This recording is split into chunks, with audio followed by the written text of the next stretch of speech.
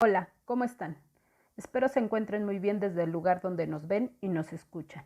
El día de hoy mis compañeras Mariana, Jacqueline y yo, Lupita, les hablaremos de Distractores sociales en los medios de comunicación, abordando temas sobre la sociedad de la distracción, nuestra cápsula de distracción social, caso Paule, epidemia de rumores y distracción social, arma de distracción masiva. La sociedad de la distracción.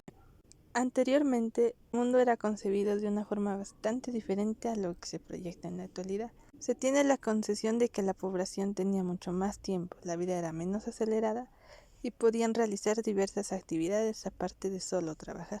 Pero culminó con el implemento de las sociedades modernas. No podemos detenernos, tenemos que avanzar y seguir. La hiperconexión hacia las novedosas formas de comunicación se han transformado en una espiral de distracción. El concepto de distracción es utilizado hacia una desviación de atención de un asunto para que la persona se distraiga y no atienda lo que tenía que atender. La sociedad moderna implementa la razón para generar ciencia y tecnología y para de alguna forma evadir la realidad más ligera y agradable. Los proveedores compiten por la mayor velocidad en streaming de los videos o en las descargas de archivos. Los efectos de Internet han sido considerados más negativos que positivos. La hiperconectividad acelera la vida y potencia el multitasking, provocando que el individuo se autoexplote, consultando sus notificaciones a cada momento, preocupación por saber qué ocurre en el mundo virtual, dependencia de la inmediatez, angustia por estar omnipresente en todos los espacios, características principales de una sociedad distraída. El caso Paulette concierne a una niña de escasos 4 años, hija de Mauricio Antonio Guevara y Lizeth Farad, a quien reportaron como desaparecida en un complejo de apartamentos de la zona exclusiva y adinerada de Interlomas, en el municipio de Huixquilucan, Estado de México, donde era gobernador en ese entonces Enrique Peña Nieto, principal candidato por el PRI a la presidencia de la República Mexicana para las elecciones del 2012. Daremos un breve resumen de cómo se dio a conocer la desaparición de Paulette y cómo se convirtió en un distractor social. El origen de la búsqueda se da de primera instancia por Arlette Faray, tía de la menor, quien envió correos y subió la foto de la niña a Twitter pidiendo ayuda. La noticia se dio a conocer rápidamente en Internet. Posteriormente, Arlette daba entrevistas a los medios de comunicación tradicionales para dar información sobre la desaparición. Todos los periódicos difundieron la información y la imagen de Paulette. En Facebook y Twitter, cientos de internautas se abordaron en la búsqueda de la niña. Lizeth y Mauricio, padres de Paulette, también aparecían en los medios pidiendo que regresaran a su hija. Solo le pido a la persona que la tiene que por favor la deje en un centro comercial. Yo no quiero represalias o en un autoservicio, para que la niña no tenga peligro y alguien la reconozca y la traiga a los brazos de su madre. Por favor, de verdad. Se dio una cobertura con espectaculares anuncios en televisión y transportes públicos para encontrarla. Recuerdo la total cobertura de los medios de comunicación tradicionales, principalmente TV Azteca y Televisa. Así es, chicas, una cobertura durante las 24 horas del día, en los principales canales de televisión, en los periódicos, en la radio, en las redes sociales se volvió viral. Era el tema de conversación de todos. La mayoría de los mexicanos hablábamos de la desaparición de Paulette. Pura especulación. Al igual que la información que daban las autoridades mexiquenses, nada en concreto, ninguna línea de investigación seria. Sí cabe destacar que la familia de Paulette es de un poder adquisitivo alto, pues vivían en una sola exclusiva de Interlomas, en el Estado de México. Una familia con recursos económicos y con contactos muy bien pudieron iniciar una búsqueda seria e inmediata de la pequeña.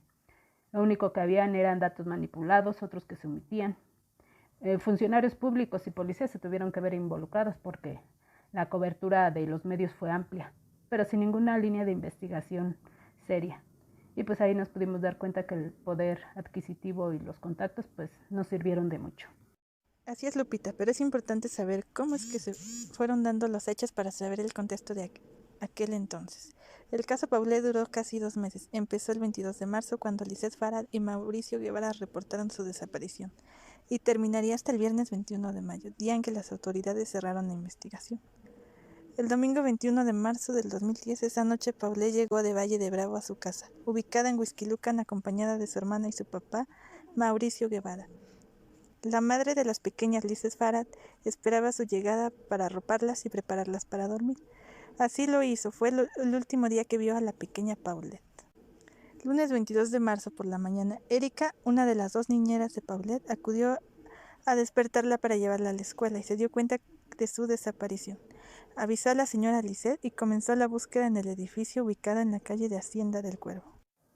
El 24 de marzo, en campaña mediática para localizar a la niña, los padres colocaron más de 20 anuncios espectaculares, decenas de mantas con la foto de la menor en puentes peatonales del Distrito Federal y de la zona conurbada. Obviamente siguieron recurriendo a las redes sociales. El 26 de marzo, el procurador Alberto Vaz estuvo en el cuarto de Paulette sin detectar nada extraño. La niña no había sido localizada en el departamento porque confiamos en las declaraciones de quien denunció la desaparición, declaró días después. El 27 de marzo, Lisette Farah dejó entrar a reporteros a su departamento. Existen imágenes de televisión donde ella habla de la desaparición de su hija sentada en la cama, donde días después fue hallado el cadáver. En esa ocasión declaró que no entendía cómo pudo desaparecer la niña sin que nadie se diera cuenta, pues la niña padecía discapacidad motriz y de lenguaje. Un comentario tan fuera de lugar, ni modo que se lo hubiera llevado Harry Potter. Harry Potter, ok. Ese sábado fue el último día que se le permitió a la familia permanecer en su domicilio. El 29 de marzo, la PGJEM solicitó arraigo a los padres y a las nanas con el argumento de que existían inconsistencias y contradicciones en sus declaraciones. Incluso se habían incurrido en falsedad de la declaración, señaló el procurador Barbas Sacal. Al día siguiente, durante la madrugada, se ingresan a estas 4 personas al centro de arraigo de la PGJEM en Toluca. Cerca de la medianoche de ese mismo día, agentes ministeriales que por quinta ocasión visitaban el departamento encuentran el cuerpo de Paulette en el departamento donde vivía con su madre, quien de ser una víctima y testigo pasó de ser la principal sospechosa por homicidio, pues se descubrió que la menor fue asesinada por asfixia mecánica, por obstrucción de fosas nasales y comprensión torácico-abdominal. 31 de marzo. Con ayuda de una psicóloga, el procurador Vaz Sacal incriminó a Lisette Farah. Ambos comentaron que presentaban un trastorno de personalidad. Se advirtió durante interrogatorios y entrevistas que sucedía durante los días en que estuvo desaparecida su hija, donde se mostró tranquila, fría y distante ante los hechos. El 2 de abril, fuentes de la PGJGM manifestaron que se desconoce el paradero de un hombre, presunto amigo de la madre de Paulette, quien ha sido requerido por el Ministerio Público. Quien sí compareció fue una presunta amiga de la madre que acompañó a esta, incluso durmió en la cama de Paulette cuando ya estaba desaparecida. 3 de abril, después de una semana durante la cual se difundió que la familia Guevara Farah tenía vínculos con gente poderosa económica y políticamente, el caso dio un vuelco. Cerca de la medianoche, de la PGJGM solicitó al juzgado tercero de lo penal de primera instancia, con sede en el penal de Barrientos, en Tlalnepantla, levantar el arraigo contra los padres y las nanas de la menor, pues han cambiado las condiciones que dieron lugar a dicha medida cautelar. Lunes 5 de abril. En entrevistas por separado, Mauricio Guevara y Lisette Farah entraron en una guerra de acusaciones verbales, mientras Lisette aseguraba que su esposo la culpó de la muerte de Paulette. Este decía que el deceso no pudo haber sido solo un accidente y que no podía meter las manos al fuego por su esposa. El 6 de abril, el cuerpo de la pequeña Paulette fue enterrado en el Panteón Francés de Legaria, en la Ciudad de México. El cortejo fúnebre fue encabezado por la madre de la niña. La familia Guevara no acudió al sepelio por un acuerdo. 4 de abril, última entrevista que dio el procurador a las 2 principales televisoras de México. Cabe destacar que estas 2 televisoras tenían información de primera mano de todas las líneas de investigación que se abrieron. En esa entrevista aseguró que el crimen sería resuelto con ayuda científica. Pidió apoyo a las Procuradurías General de la República, a la del Distrito Federal y Nuevo León, al FBI de los Estados Unidos. El 21 de mayo, 2 meses después de la desaparición de la niña, el procurador confirmó que la muerte de Paulette fue un accidente. La pregunta quedó en el aire. ¿En verdad se esclareció la muerte de Paulette? Por asfixia mecánica por sofocación. Una vez sabiendo todo esto, la pregunta que nos hacemos es la siguiente. ¿Para qué generar una distracción? Este tipo de casos y los medios de comunicación son un gran distractor, en especial la televisión, pues muestran situaciones para esconder otros acontecimientos de diversos intereses tanto económicos, políticos, entre otros. El caso Paulet es una clara representación de los distractores sociales que se utilizan con distintos fines. Es lamentable este caso porque no hubo una línea de investigación seria con los elementos suficientes que pudieran llegar al o los responsables, y lo importante aquí era visibilizar que el gobierno estatal de Enrique Peña Nieto cumplió con una investigación concluida. Si cumplía con otros protocolos de investigación o no, ese ya era otro tema. Lo importante era dar carpetazo y limpiar el camino de Peña Nieto a la presidencia. Epidemia de rumores y distracciones sociales. Se trata de riesgos técnicos incalculables de una enfermedad contagiosa de virus sociales que se convierten en riesgos económicos y políticos. Tiraniza el interior de la sociedad, donde se ha perdido la confianza en la racionalidad de la ciencia, y el tema de las epidemias parece presente hoy más que nunca. Pero los riesgos no son otras cosas, más bien son construcciones sociales en los que el saber experto, pero también los valores y símbolos culturales desempeñan un papel clave. Hay problemas de identidad, libertad y seguridad. La cultura es difícil o imposible de controlar. Hay consumismo, discontinuidad y aceleración. También hay miedo ante el vértigo ritmo de cambio, pero no es posible calcular ni minimizar riesgos, por lo que las personas se sienten víctimas de indefinibles peligros ante un mundo impenetrable y su futuro incierto. El rumor es ante todo un comportamiento. Los rumores circulan. Por lo mismo, requiere que se involucren varias personas, ya que su existencia necesita movilizar gente que voluntaria e involuntariamente participe en su avance y se asimila al contagio de un virus. Los rumores son considerados enfermedades cuya propaganda contagiosa parece más difícil y rápida que la de un virus. Los rumores narran historias aparentemente creíbles que aportan información donde no la hay, o la que existe no se entiende o comparte. Construyen sentido contagioso y cumplen la necesidad emocional de descarga. La sociedad se debate entre el riesgo y la esperanza, el miedo y la confianza. Los rumores reflejan el lado oscuro de la balanza. Armas de distracción masiva. Los medios de comunicación nos controlan y manipulan porque nosotros lo permitimos. De hecho, contribuimos al dar todo tipo de información personal y privada en las redes sociales y el Internet, con tal de seguir navegando.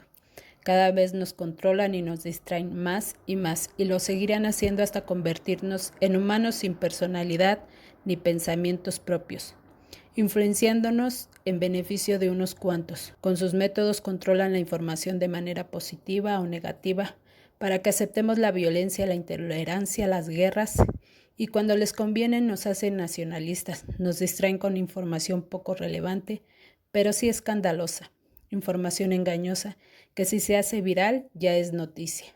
Mientras nosotros no seamos los señalados, juzguemos a los demás y fomentan el miedo. No hay mejor manera de controlar que a través del miedo. La publicidad, con mensajes subliminales, nos hacen comprar artículos que no necesitamos, pero tanto nos influyen que terminamos por creer que sí. Y aún más si el anuncio va acompañado de una mujer guapa y en bikini.